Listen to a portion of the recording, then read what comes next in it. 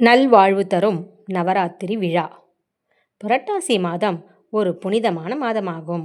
கன்னிராசியில் சூரியன் பிரவேசிக்கும் இம்மாதத்தில் பெண் தெய்வ வழிபாட்டால் பெருமை சேரும் என்று முன்னோர்கள் கூறியுள்ளனர். எனவே சக்தி வழிபாட்டால் சஞ்சலம் தீர்க்கும் மாதமான புரட்டாசியில் வரும் நவராத்திரி விழாவை கொண்டாடினால் நலம் யாவும் வந்து சேரும். ஆக்கல், காத்தல், அழித்தல் ஆகிய முத்தொழிலுக்கும் மூல காரணமாக விளங்கும் தெய்வங்களான சிவா, பிரம்மா, விஷ்ணுவின் துணைவியர்களான துர்க்கை, சரஸ்வதி, லக்ஷ்மி ஆகிய தெய்வங்களை பூமாலை சூடியும் பாமாலை பாடியும் வழிபட்டால் பிரச்சனைகள் அகலும், பொருள் செல்வம் கூடும், வாழ்க்கையில் சங்கடங்கள் நீக்கி வெற்றி வாய்ப்புகள் பெருகும். அந்த அடிப்படையில் உருவானதுதான் நவராத்திரி விழா. சிவனுக்கு உகந்தது சிவராத்திரி. அதேபோல் அம்பிகையை கொண்டாட உகந்த நாள் நவராத்திரி.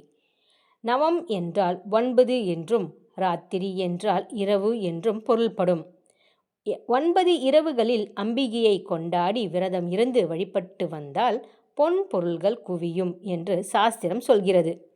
புரட்டாசி மாதம் அமாவாசைக்கு அடுத்த நாள் தொடங்கி 9 நாட்கள் நவராத்திரி விழா கொண்டாடப்பட்டு வருகிறது. நவராத்திரி விழா புரட்டாசி மாதம் 6ஆம் தேதி 22/9/2025 அன்று ஆரம்பமாகிறது. அன்றைய தினம் முதல் இல்லங்களில் ஆலயங்களிலும் கொலு வைக்க தொடங்குபவர்.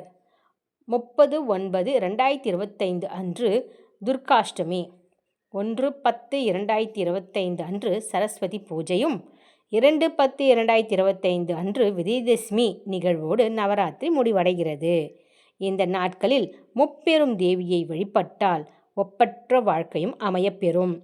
ஒருவர் வாழ்க்கையில் கல்வி, செல்வம், வீரம் 3 இருந்தால்தான் கல்வியால் ஈட்டிய செல்வத்தை காப்பாற்றி வைத்து கொண்டு வாழ்க்கை நடத்த இயலும்.